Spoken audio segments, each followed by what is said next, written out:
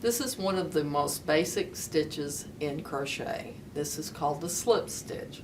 And to work a slip stitch on a chain, you insert your hook into the second chain from your hook, you yarn over, and you pull up a loop through the chain and through the loop on your hook. It's not a very tall stitch, but it is really a useful stitch to know.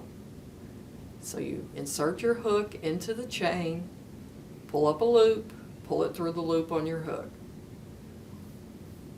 Just like that.